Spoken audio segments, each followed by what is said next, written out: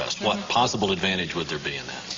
Well, power, prestige, money, there's a lot riding on it. If even one of the hundreds of cases that we document in the hidden history of the human race were found to be true, accepted, that would mean that everything we've been told about human origins and antiquity for the past 150 years is simply not true.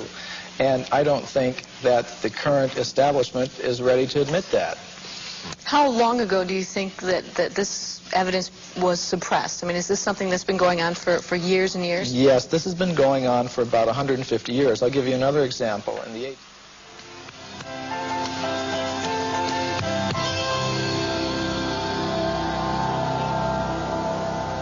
Following what it is that you have uncovered from other people's findings in this type of thing, do you believe that man existed with the dinosaur, for example, to give people a general idea of how to pinpoint? Right, that's a very good question, Michelle. And from the evidence that we've uncovered, we have some very good reports of a human presence even before the time of the dinosaurs. For example, in the 1840s, there was a scientific magazine called The Geologist, and it reported that in Macoupin County, Illinois, which is right here in North America, in the United States, a human skeleton, just like ours, had been uncovered in a coal mine, in solid coal, 90 feet deep underneath the ground.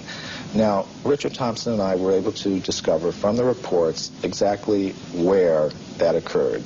And we talked to the Geological Survey of the state of Illinois, and we asked them, well, how old is the coal there?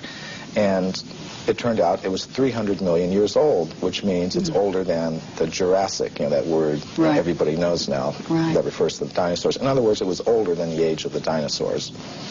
Wow. Okay, so that throws a whole new spin on it.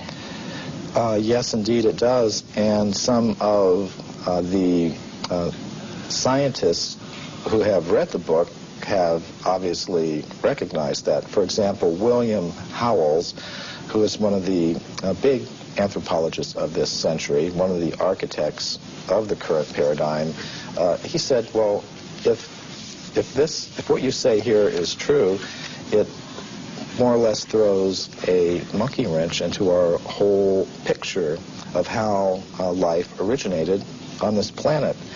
And I think it does. Something you alluded to a few moments ago I want to bring up again.